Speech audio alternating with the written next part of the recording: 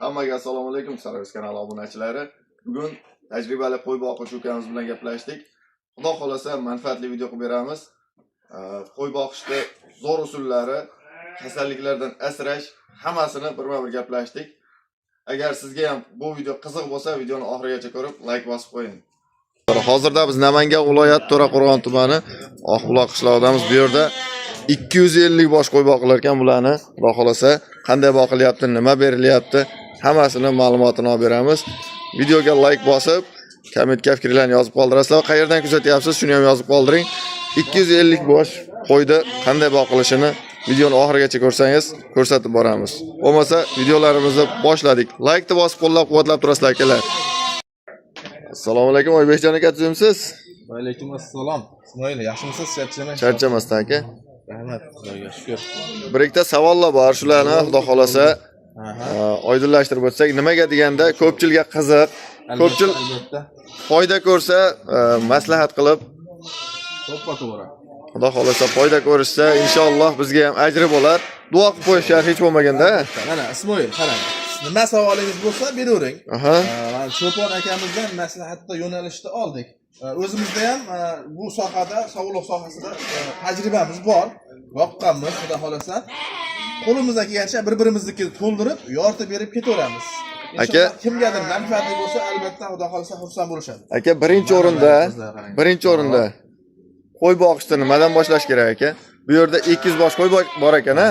Birinchi o'rinda nima qilish kerak? Bu 200 ta bo'lishi uchun 200 ta bo'lish uchun harakat qilish kerak birinchi o'rinda. Xo'p, birinchi o'rinda qo'y boqish uchun nima qilish kerak? Nimadan boshlash kerak? Xo'p.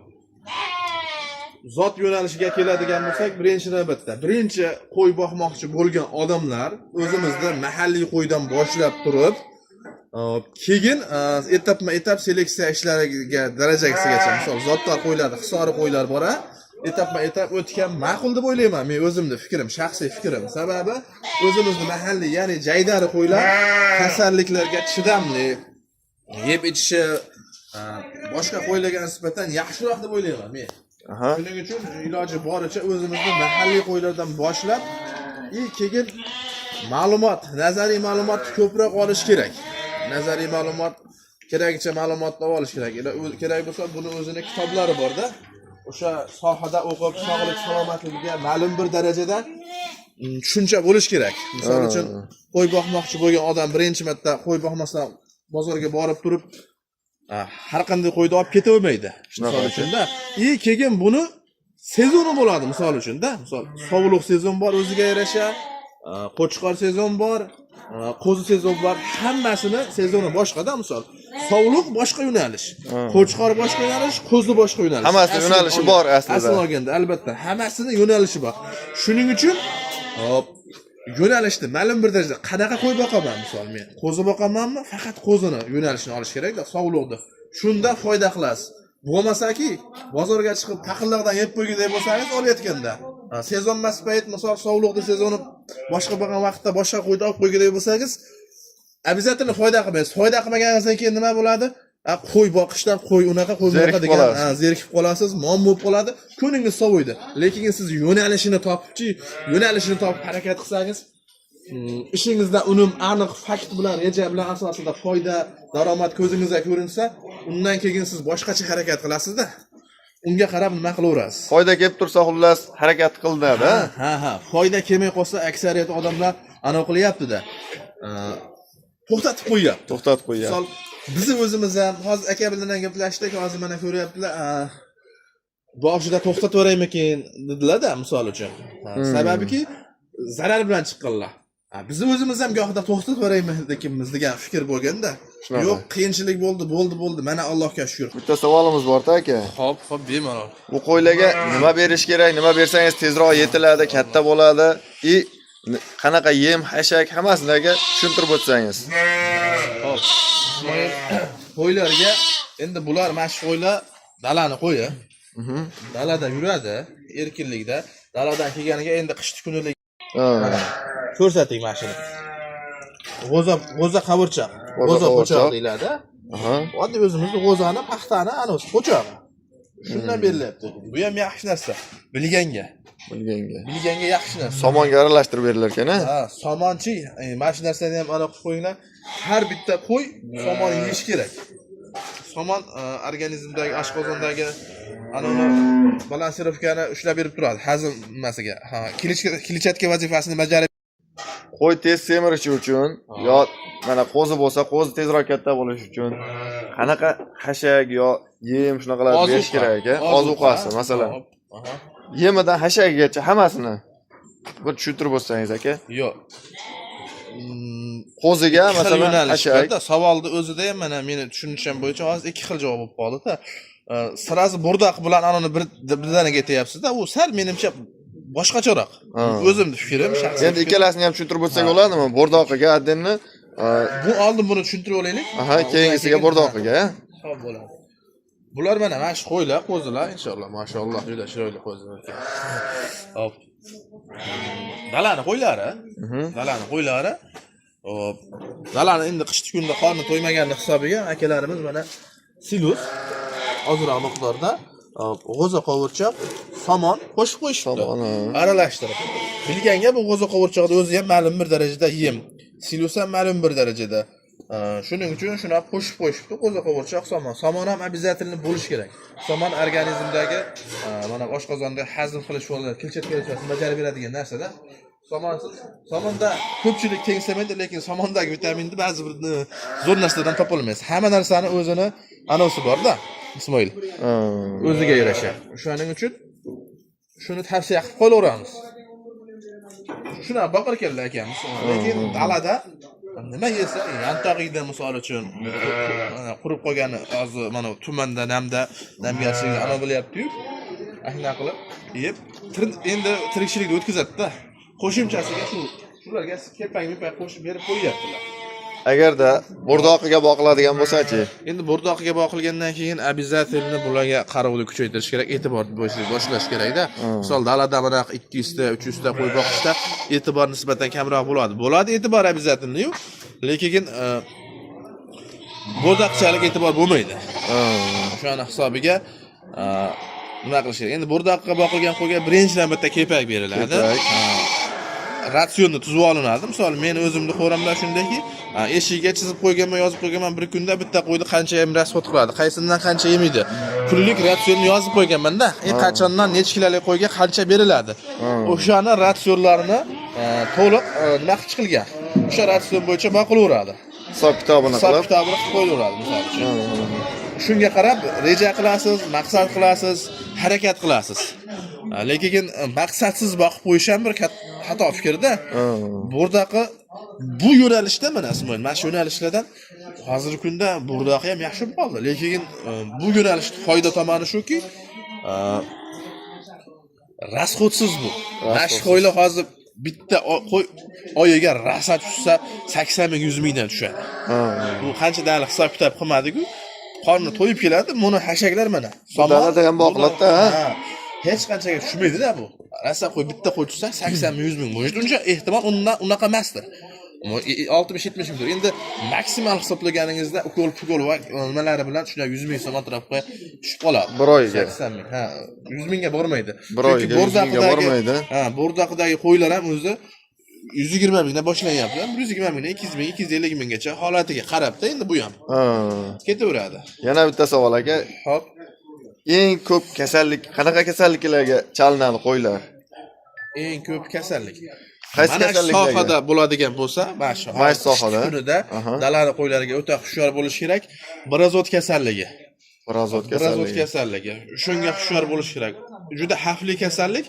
Ertalab, misol kechagasi bilan bir chiroyli sog'lom yurgan qo'ylar ertalabga o'z-o'zidan o'lib qolgan hollar ham juda ko'p bo'ladi.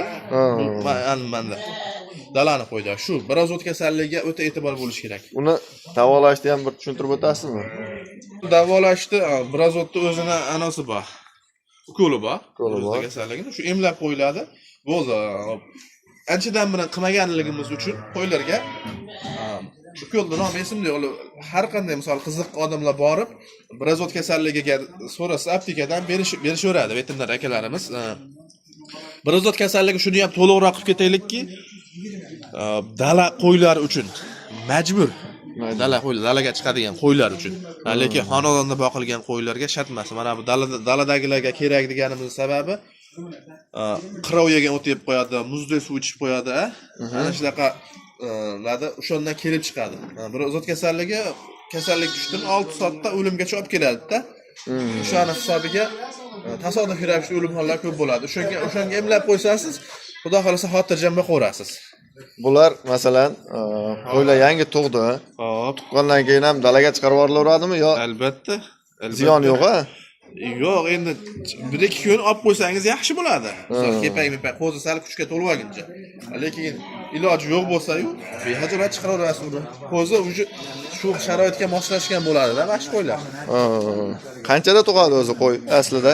Qo'y bitta 150-155 kun atrofida tug'adi. 150-155 kun atrofida. Aka, qo'yda baraka bor deyishgan. Hop. Egizchi tug'adigan qo'ylar bo'ladi-yu. Shularni qanday ajratsa bo'ladi? Hop. Egiz tug'adigan qo'y, hop. Men o'zim o'qiganman buni. Budan lekin sinab effekt natijani ko'rmaganman, sinab ko'rmaganman. Lekin sinagan akalarimizdan so'raganman-da, so'rab netganimizda qo'y tekis holatda, etli holatda qochgidek bo'lsa, egiz tug'uradi. 65-70% egizga moyilligi ko'p bo'ladi. Haligi semiz bo'lish kerak ekan-a? Semiz holatda, tekis joyda qochgidek bo'lsa, qo'y egiz tug'uradi. U aynan bu egizchi, misol egiz tug'gan qo'yning bolasi egiz tug'masligi ham mumkin-da, tug'maydi ham juda ko'p holatda. Misol bitta egiz tug'ib turib, har yil egiz ham tug'maydi. Shunday, misol uchun 1 yil bitta tug'ib, keyingi yil 2 ta tug'ib, keyingi yil 3 ta tug'adiganlarni ham ko'rganmiz. Shuning uchun mana shu egizchi ekan deb ana qilish o'ta bitta nimaga kelib qolish kerak emas. Ehtimol Alloh taolaning bir ne'mati bo'lar ham, faqat haqiqatdan egizchi bo'lishi ham mumkin. Lekin tajriba, mana fanlardagi holat faqat egizchi bo'lmaydi. Keyin bu ham shaxsiy fikrim, agar qarov pastroq bo'lsa, har kim o'ziga o'zi savol berish kerak. Men qo'y olib boqayapman. Xo'p, bu jonivorlarni udda kapildan chiqarib yaxshi qarayapmanmi, yaxshi qarayman. Shunaqa odam egizchi boqsa, eplaydi. Egizchini ko'pchilik ham eplab ketavermaydi. Sababiki bitta enada ona bitta, ikkita so'rib tursa, ba'zi bir qo'ylarda bitta bola bitta enani so'rib qo'yadi, suyagini chiqarib. Endi ikkita bo'lib qoladi. Hozir bo'ladi. Shuning uchun qo'y ikkita egizchi qo'yga qiziqmagan ma'qulroq. Yoki qiziqilsa bo'ladi, qachonki qo'shimcha sutni berish kerak. Bolalarga yemni kepakda to'kib e'tiborni kuchaytirish kerak. O'shanda yaxshi foyda olasiz.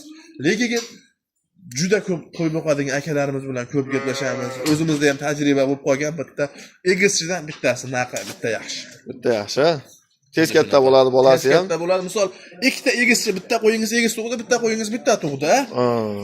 Kansovkada misol uchun bitta tug'ilgan qo'yingizni qo'zisini 4 millionga sotsangiz, daraga egizchini ham o'sha 4 million 4,5 million atrofida sotasiz. Namorat unga ko'proq rasud qilib qo'ygan bo'lasiz-da. Endi agar oddiy boqqidek bo'lsangiz, mutaxassis akalarimiz tag'in agar bu savolimizga javobimizga xafa bo'lishmasa, oldindan uzr so'raymiz. Yorib beradigan akalarimiz bor-da, professional. Ular endi eplab olishadi. Endi har kim o'sha holatda boqa olmaydi-da. O'shaning uchun bu misol kimgadir lifehack, kimgadir eslatma bu. Shuni tavsiya qilaveramiz. Aka, yana bitta savol. Yangi boshlovchilarga qanaqa maslahat berasiz? Hop, endi yangi boshlovchilarga nima deymiz? Oldin bir 2 tami, 4 tami. Umuman qo'y bu misolchi qanaqa sohada, misol oldin boqib yurib endi ko'paytirmoqchimi bo'lsa yoki birinchi marta boqmoqchi bo'lganlargami? Qaysilarga?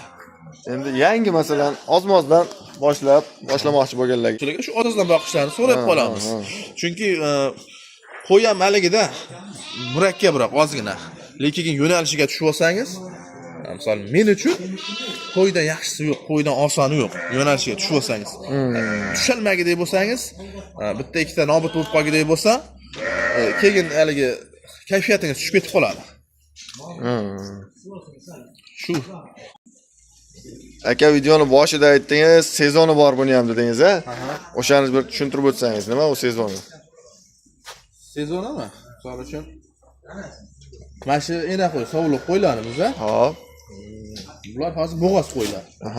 50 tasi bo'g'oz ekan. Mana shuni ham reklama qilib o'tib ketaylik. 50 tasi bo'g'oz-a? 50 tasi naqd bo'g'oz ekan. sotilar ekan mana shu qo'ylar. Opisiyaga nomerlarni yozib qo'yamiz. Bitta ikkita savollaring bo'lsa, akalarimizga chiqsalaring bemalol tushuntirib berishaverar ekan, xudo xolasa. Xo'p, sezonli deganimiz sabab, misol erta bahor qo'zi sezon boshlanadi. Yaylovi bor akalarimiz qo'zi olib boqsa yoki xonadonga to'rtta tashab qo'ysa, qo'zi yaxshi.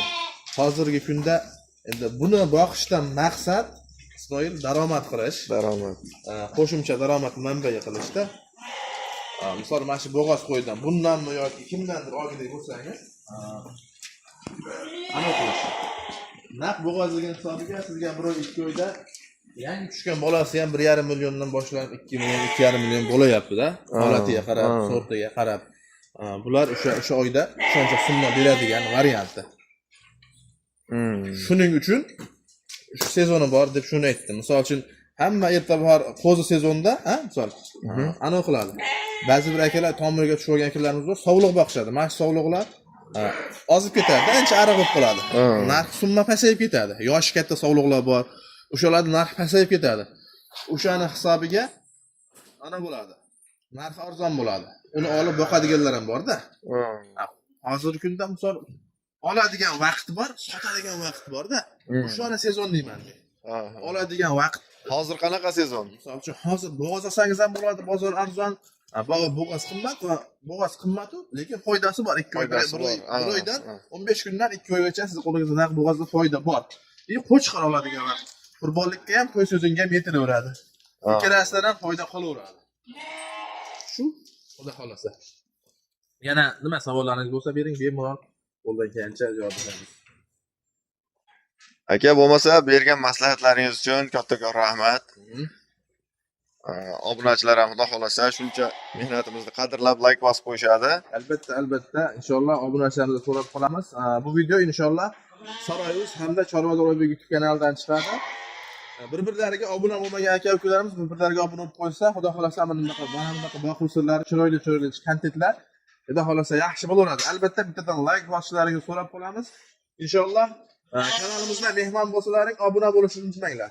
Xudo xolasa sizlar uchun zo'r kontentlar qilib berishga qo'ldan kelgancha harakat qilamiz. Demak, keyingi videolarda ko'rishguncha xayr, sog' salomat bo'linglar azizlar.